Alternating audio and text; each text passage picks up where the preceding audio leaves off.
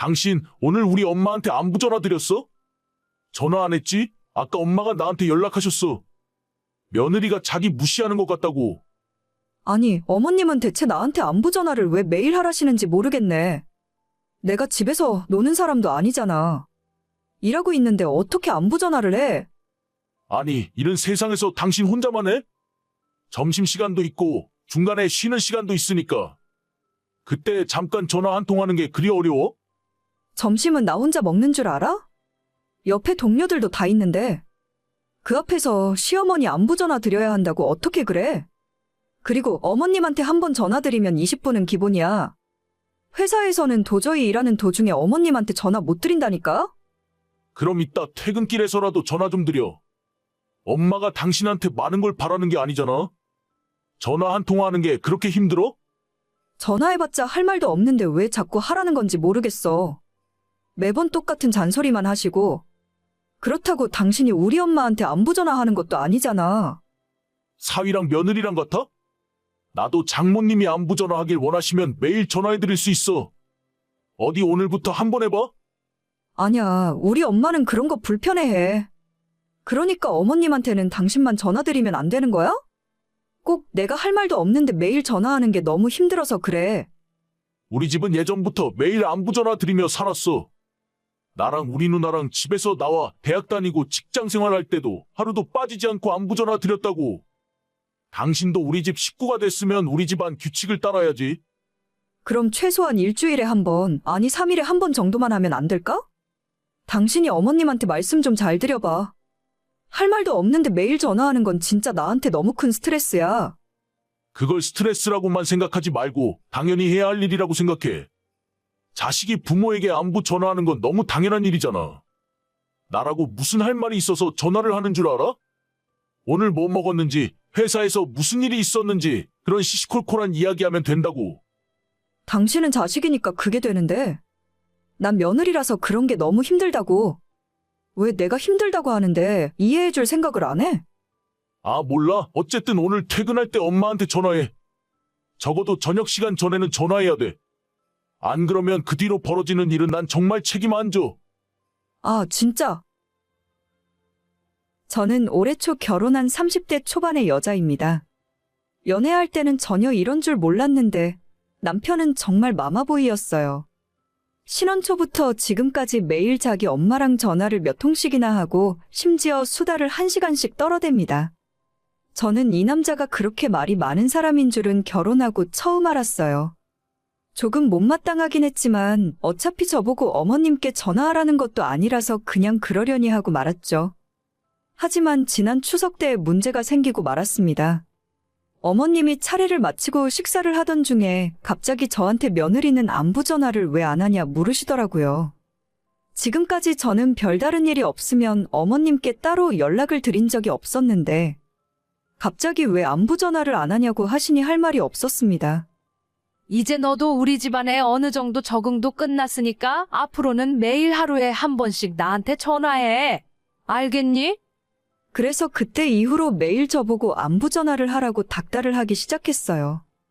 시어머니는 물론이고 이제는 남편까지 자기 엄마한테 매일 전화를 하라며 강요하고 등을 떠밀었습니다. 시어머니한테 매일 전화를 하면 며느리 입장에서 할 말이 뭐가 있겠어요. 잘 지내시냐는 말도 하루 이틀이지. 어머님도 저한테 별로 할 말이 없으니까 괜히 쓸데없는 잔소리만 계속 반복하시더라고요. 빨래 매일 돌려라, 방 청소 똑바로 해라, 반찬은 사 먹지 말고 직접 너가 만들어라.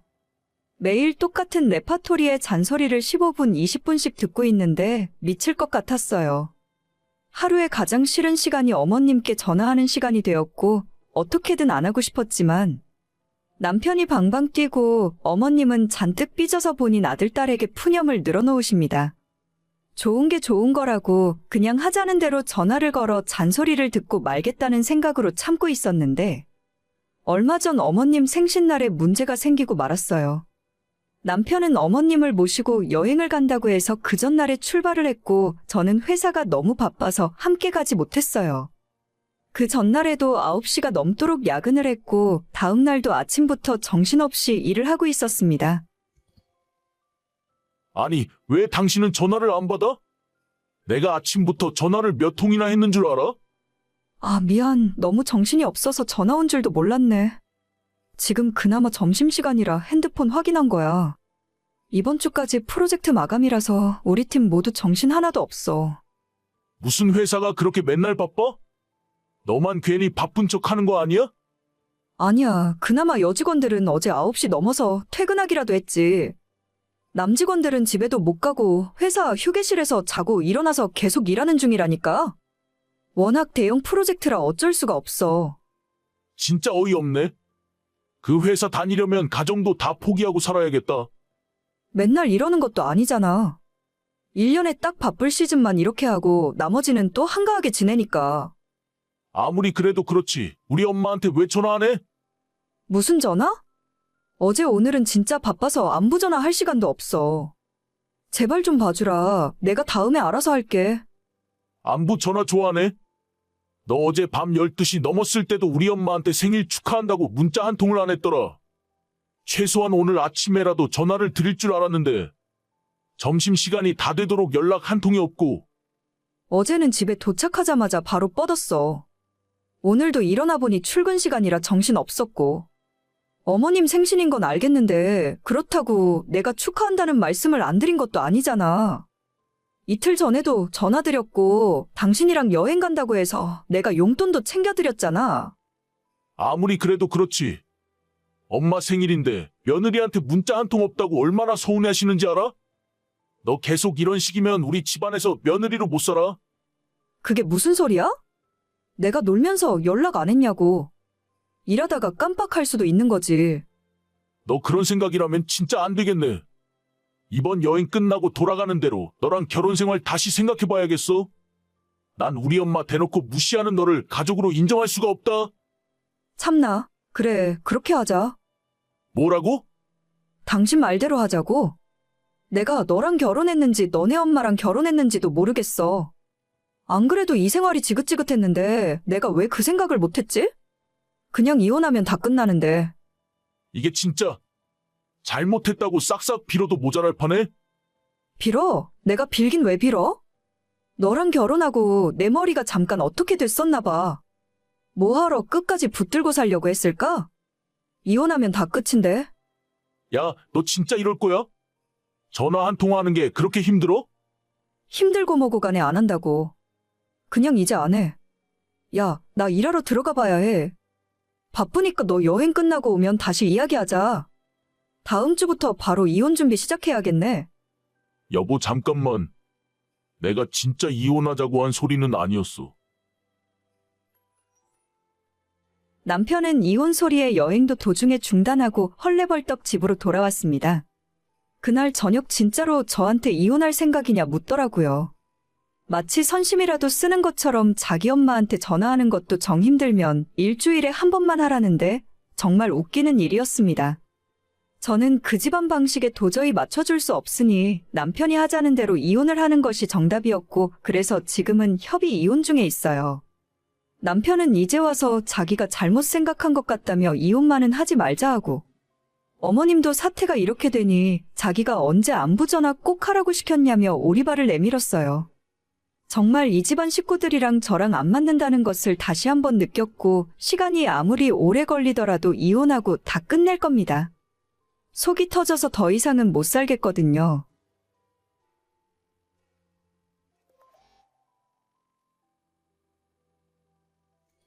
올케. 이번 주말에 집에 내려와서 우리 엄마 좀 봐줘. 내가 모임이 있는 걸 깜빡했지 뭐야? 저는 이번 주 월요일 화요일에 어머님 댁에 갔다 왔는데요. 주말에는 형님이 하시기로 되어 있잖아요. 어떻게 하다 보니까 그렇게 됐어. 자기는 그냥 하라면 하는 거지. 무슨 말이 그렇게 많아? 어차피 동민이한테 이야기 다 됐어. 우리 남편한테요. 아니, 저한테 먼저 말씀하셨어야죠. 어차피 올게 바쁜 일 없는 것도 확인했고 그냥 좋은 마음으로 한번 해줘. 나중에 볼 일 있으면 나도 한번 대신 봐줄게. 저도 진짜 피곤한데요. 주말에라도 좀 마음 놓고 쉬고 싶어요. 노인네가 기력도 없어서 누워만 있는데 뭐가 힘들다고 그래? 그냥 거실에서 TV나 보면서 대충 과자나 먹다가 와. 우리 엄마도 옛날처럼 까칠하게 구는 것도 아니잖아. 네, 알겠어요. 혼자 계신 어머님께서 지금으로부터 10여 년 전에 쓰러지고 그 뒤로 거의 누워만 계세요. 풍을 맞으시긴 했는데 비교적 정신은 멀쩡하고 의사소통도 다 하실 수 있습니다. 시설에 들어가 계시라고 했더니 그럴 바엔 차라리 길바닥에 내다버리라고 하실 정도로 완강하셔서 온 식구가 돌아가며 고생하는 중이에요. 낮에는 활동보조 하시는 분이 와 계시는데 저녁에도 어머님 옆에 사람이 하나 붙어 있어야만 합니다.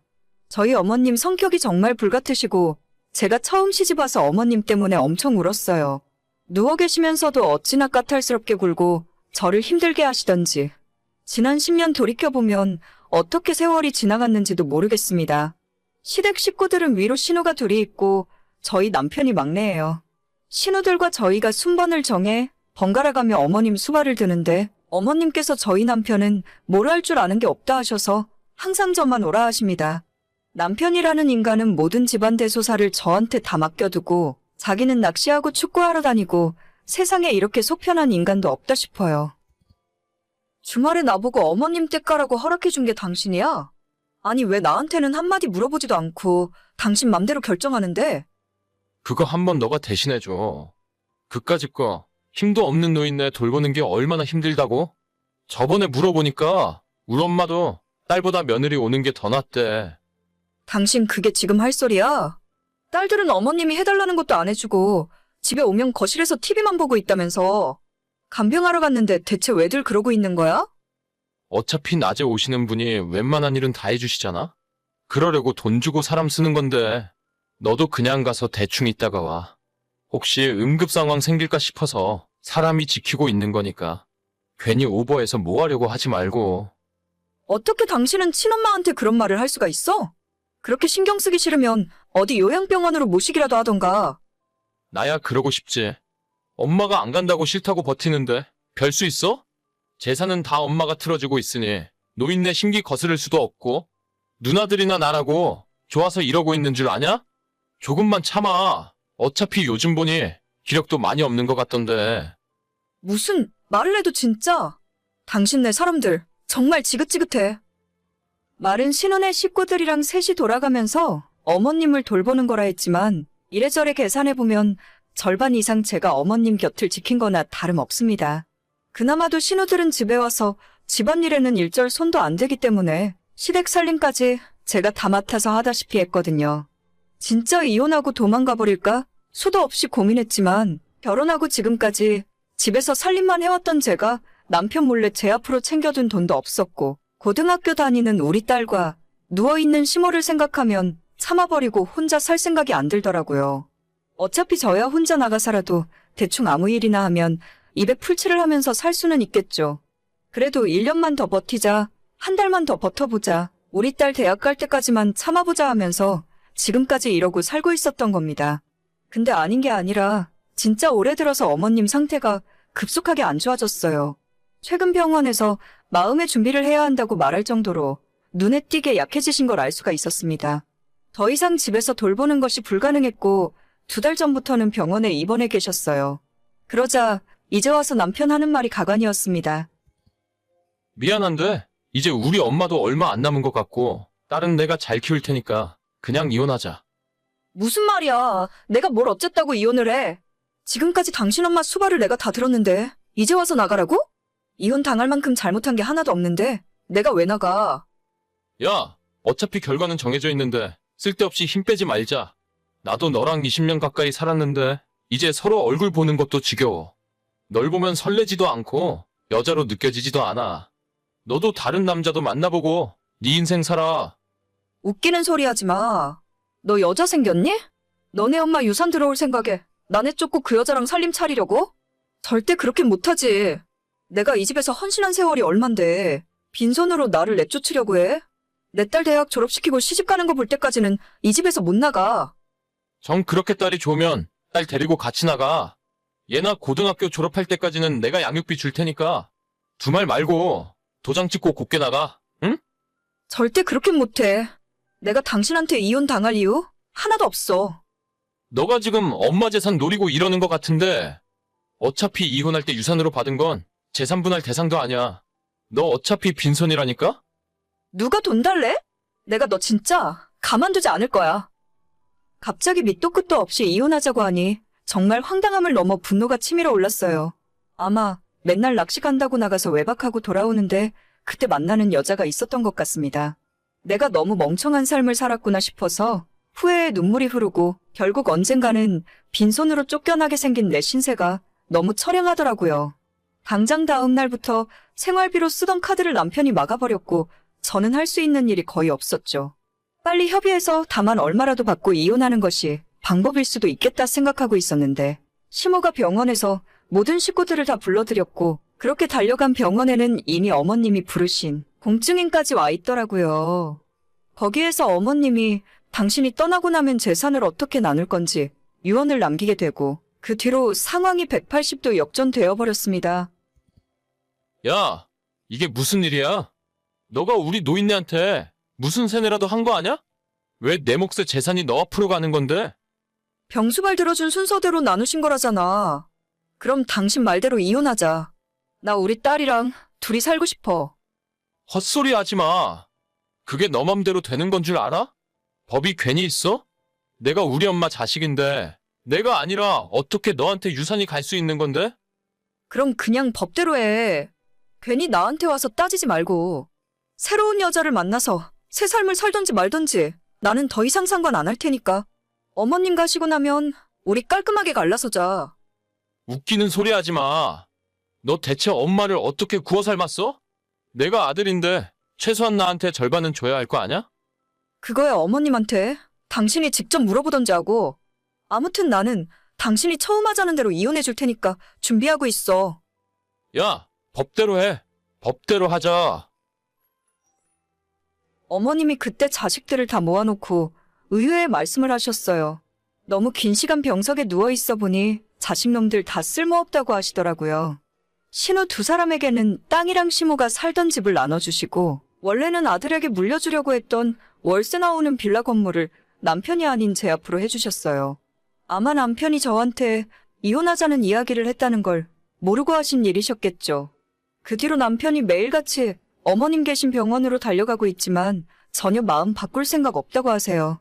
저도 남편에게 오만정이 다 떨어져서 어머님 임종만 끝까지 지킨 후에 이혼할 생각입니다.